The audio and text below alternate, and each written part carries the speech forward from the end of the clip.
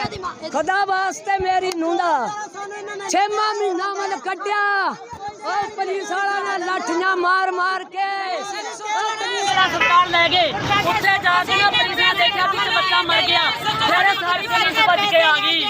समंदरी से आपको आगाह करते चलें, जहां पर पुलिस गर्दी का एक और मामला सामने आया है, जहां पर थाना सदर के SHO का भारी नफरी के हमरा दौरान रेड खवातीन पर मुबैना तशद्दुद का मामला सामने आया है। लवाहिकीन के मुताबिक हामला खातून को भी पुलिस की जानिब से तशद्दुद का निशाना बनाया गया, जिसको तशवीशनाक हालत में अस्पताल मुंतकिल कर दिया गया है। समंदरी के इलाका थाना सदर के हदूद में अड्डा कोटा के करीब यह मामला पेश आया है, जहाँ पर पुलिस की जानिब से दौरान रेड मुबैना तौर पर अहले खाना को तशद्दुद का निशाना बनाया गया, जिसमें हामला खातून भी शामिल है, जिसको तशवीशनाक हालत में अस्पताल मुंतकिल कर दिया गया है। डॉक्टर्स का इस हवाले से कहना है कि बच्चे का बचना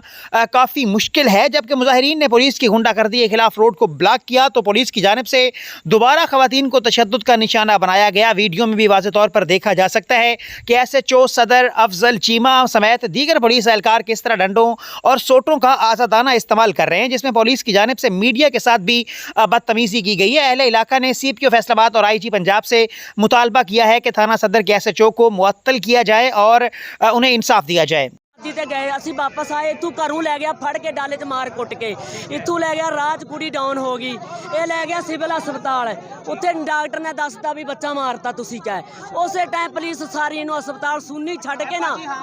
हमला 5-6वां महीना बिच पेट च पिया मरिया बच्चा, ते SHO ने जी देख लिया बच्चा मर गया ते उत्थे हस्पताल सट के ते भज गया।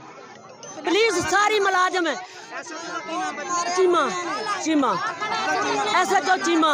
उन्हें ना जो देखा ना पुलिस ने भी बच्चा हमला बिच बच्चा मर गया, उस टाइम सारा हमला पुलिस है उन्होंने छड़ के ते अपने थाने आ गए। फिर असी गए चीमा जी क्यों मारिया, क्यों तशद्दुद कीता तुहाडे ते? बिला बचा ही पैसे मंगता है, अच्छा पैसे मंगता है, पैसे कितों दिए उन्होंने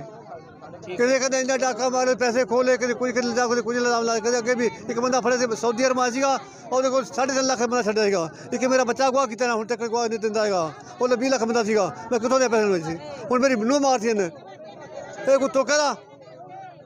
एक काम किया अफजल चीमा का ये बड़ा जालम हैगा, बंदे बंदे बंदे फड़ रखे खबरे कुआरियां बच्चियां ने वो भी फड़ रखे ने